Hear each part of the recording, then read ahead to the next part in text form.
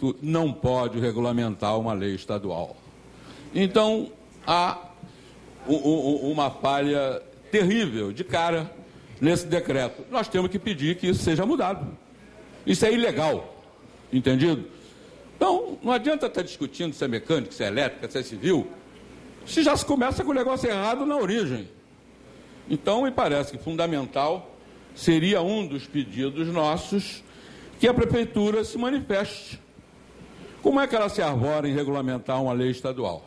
Quem tem que fundamentar lá é a BNT, são as áreas de engenharia, a Prefeitura. Bom, a outra coisa que fica para os colegas, a Prefeitura, nesse decreto, tenta jogar para cima dos responsáveis, ou engenheiro ou arquiteto, a total responsabilidade. Eu entendo que, na realidade, a Prefeitura não pode se eximir quando ela dá um habite. Então, se há um habite, ela comprou o problema, ela comprou a responsabilidade do elétrico, do mecânico, do civil. Então, no nosso laudo, isso tem que ser chamado a atenção. Eu assino tudo, mas a Prefeitura vem cá. Você é corresponsável comigo. Ou caça o habite. Se você deu o habite, se ele está valendo, você é corresponsável comigo. Então, gostaria de chamar muita atenção dos colegas com relação a esses aspectos legais. Então, esse seria um outro pedido à Prefeitura. Como é que fica a corresponsabilidade dela se ela deu o habite? Então, para fechar, e corroborando com o colega que falou na segurança, eu diria que a nossa vistoria tem que começar pela legalidade do prédio. O prédio tem proprietário. Só se transmite a propriedade com o registro de imóveis. Então, há um aspecto legal que tem que ser obedecido. O prédio tem RI, então ele tem um proprietário. Porque se não tiver RI, não tem proprietário. Então, primeiro aspecto. Projeto. O prédio tem projeto. A Prefeitura arquivou esse projeto. Vamos buscá-lo. Ele existe, ele não existe, pegou fogo, queimou, molhou. Os senhores sabem como é que isso funciona. Habite. O prédio tem habite? Nós vamos fazer vistoria. Se o prédio não tem habite, meus amigos, eu acho que não existe vistoria. Não faz o menor sentido fazer vistoria num prédio sem habite. Ok? Ele tem convenção registrada, que é a regrinha do jogo entre os condôminos e contra terceiros. Nós temos que buscar se ele tem uma convenção registrada. Ele tem seguro, e aí vamos entrar no colega que falou aqui, não é a minha praia, mas evidentemente nós temos que ter seguro, seja obrigatório, seja os facultativos.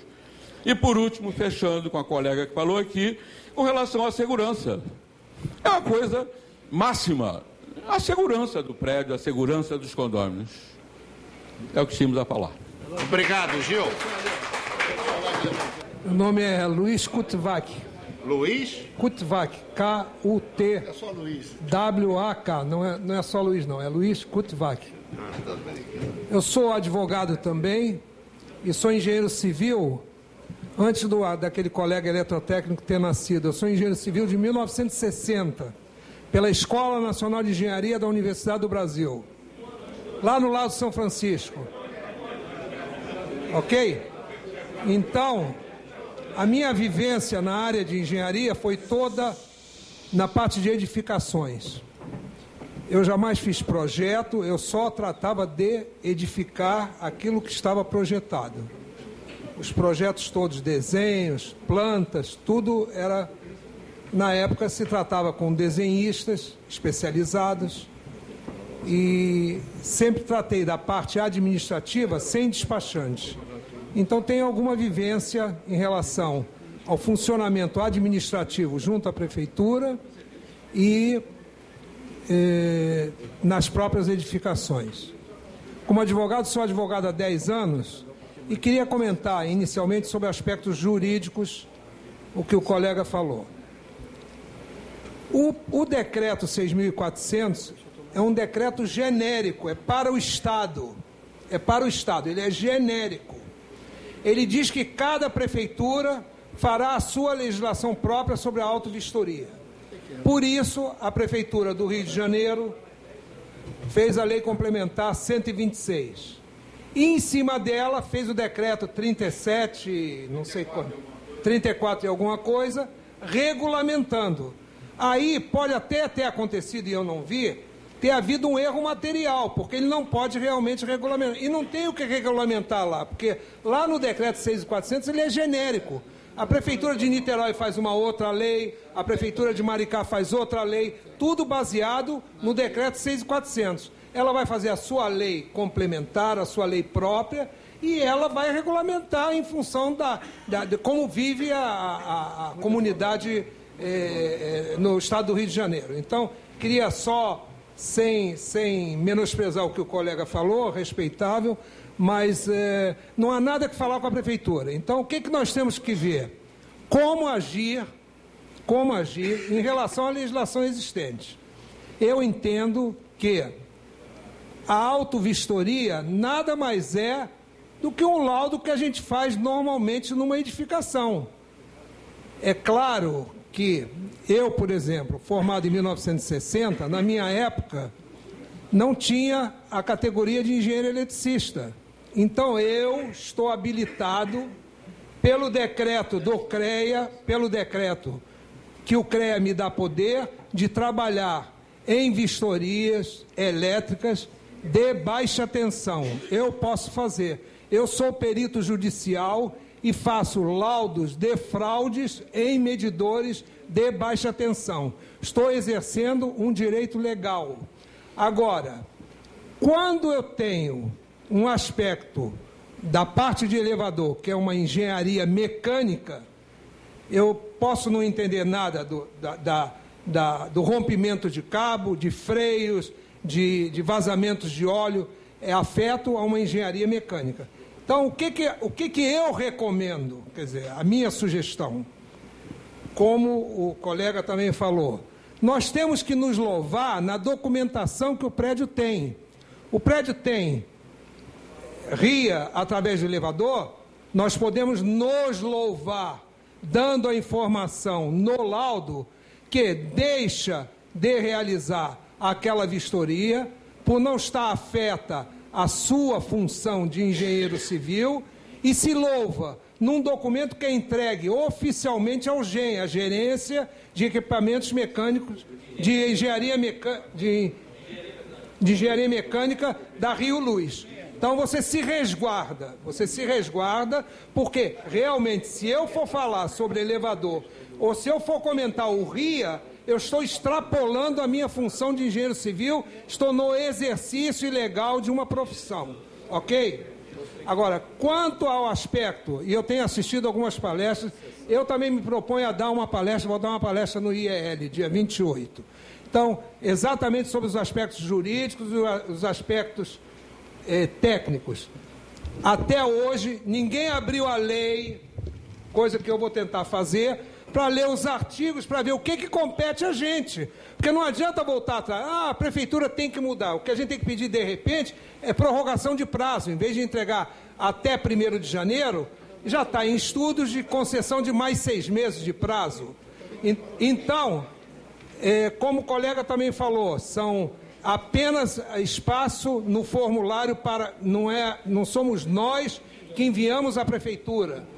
Nós entregamos o laudo ao condomínio, ao edifício, e o síndico é que tem que tomar esta providência. Peraí. Se não for assim, você põe no contrato que caberá ao síndico do condomínio cumprir a obrigação da entrega do formulário via online, ok? Você se resguarda nesse... Deixa eu só completar. Com relação a apenas uma assinatura, como já foi falado pelo engenheiro Silvio Coelho da Prefeitura, assisti uma palestra outro dia lá no CAU, lá no museu, lá na Praça Mauá, só há espaço para um engenheiro. Tem que haver tantos espaços quanto necessários os engenheiros. Se eu pedir o auxílio de um engenheiro eletricista, se eu pedir de um mecânico, se eu pedir de instalações de ar-condicionado, do que seja, de esquadria de alumínio não precisa de engenharia. Não, Não, você como engenheiro civil pode falar sobre esquadria de alumínio, se ela está ou não correta. Não. Você vai ver se a esquadria está correta, se está no esquadro, se tem infiltração, se não tem infiltração. Então a minha sugestão é obter junto à prefeitura a alteração do formulário para que conste espaço para tantos engenheiros que assinem aquele laudo juntamente com o engenheiro civil. Então, nesses aspectos técnicos, entendo eu que a própria prefeitura não tem os elementos, porque, na verdade, ela está tirando a omissão dela em todos esses anos, ela está tirando a omissão dela em função dessa omissão, ela é muitas vezes processada, como está sendo agora, provavelmente aqueles parentes dos que faleceram no edifício Liberdade. Então, prova dessa omissão, ela transfere para os profissionais, ela dá trabalho a nós, mas mediante uma responsabilidade que cada profissional... Lá quando eu fui no CAL, o presidente do CAL disse assim, o arquiteto pode fazer o laudo. Tá, peraí, o engenheiro pode fazer o laudo. Cada engenheiro ou cada arquiteto deve ver qual é a sua capacidade para poder atender aquilo. Por exemplo, eu não entendo nada de estrutura. Agora, se eu vejo um vício, uma rachadura, uma trinca, eu consigo determinar. Agora, eu vou ter que chamar, de repente, um calculista ou um profissional especializado na parte estrutural para acompanhar o meu trabalho. Então, ele deve assinar comigo. Na parte de baixa tensão, em problema de instalação elétrica, se eu entendo, eu não vou chamar um engenheiro eletricista para me auxiliar. Mas tem colegas que não têm esta condição de poder exercer também a engenharia elétrica, como eu ou os mais antigos colegas têm. Então, era isso que eu queria... em tese, deixar para vocês e convidá-los dia 28 lá no IEL. Obrigado. Obrigado. Senhores, só um momento. Nós vamos passar aqui para a mesa para fazer uma oxigenação, né? Vamos oxigenar um pouco aqui e aí depois a gente volta de novo para o grupo, tá? Bom, um instantinho. Eu só queria dizer que o representante do CREA está aqui, Barata. A pedido do coisa, mas ele está aqui, já está escutando, né? Tá certo? E é importante, nós estamos aqui entrando na área jurídica, e senão o nosso advogado aqui presente, Luiz Carlos, ele também tem que dar sua opinião sobre o que ele escutou. Então, com a palavra. Bom, gente, vamos... A questão do vício redibitório é de suma importância, tá? Isso realmente está contido no Código Civil, tá? Isso, no projeto de lei que tramita no Congresso Nacional, que é o 3370/2012, ele, de certa maneira, ele pode vir a justamente atingir esse fim, que seria como haver por parte do profissional da engenharia ou arquitetura, né, a possibilidade de se detectar previamente, né, diante de um quadro que é elencado pela própria lei, através de manuais que são colocados desde a empreitada da obra, tá, para os futuros proprietários, com base nas fundações, pilares, instalações elétricas, hidráulicas, a questão do resuso da água do esgoto sanitário, né, sistema de esgoto sanitário, sistema de combate a incêndio.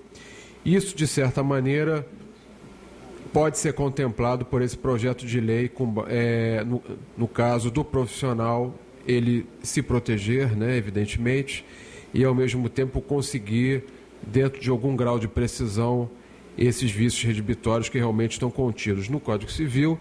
E o Código Civil tem um grande problema de haver, no caso, inclusive, por parte do profissional, responsabilizá-lo objetivamente. Ou seja, essa responsabilidade, a presunção de culpa existirá, né?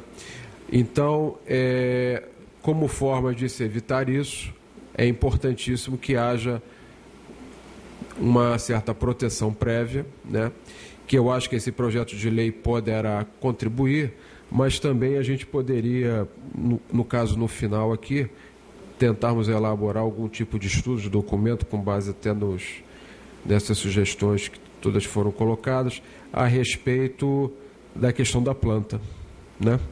A planta, seja para o engenheiro que fizer o laudo ou o próprio arquiteto, também ficaria também com o mínimo de proteção e de precisão, né, a fim de elaborar as suas vistorias, não ficar uma coisa exatamente precarizada e, no caso, repassar de uma forma mais correta e não prejudicá-lo, seja inclusive para qualquer tipo de ação ou de questionamento, parte inclusive do condomínio, ou do proprietário, ou do inquilino, enfim, ou do sublocatário até. Tá? Isso é importante, a questão do vício redibitório contido então no Código Civil. Com relação à hierarquia das normas, né? Realmente a lei estadual 6.400, ela não fora regulamentada ainda, deveria ser regulamentada, né? No caso pelo governo do Estado. No entanto, no caso, a lei municipal, ela, dentro da nossa, no caso, localidade, que seria a circunscrição da cidade do Rio de Janeiro, ela permitiu que o decreto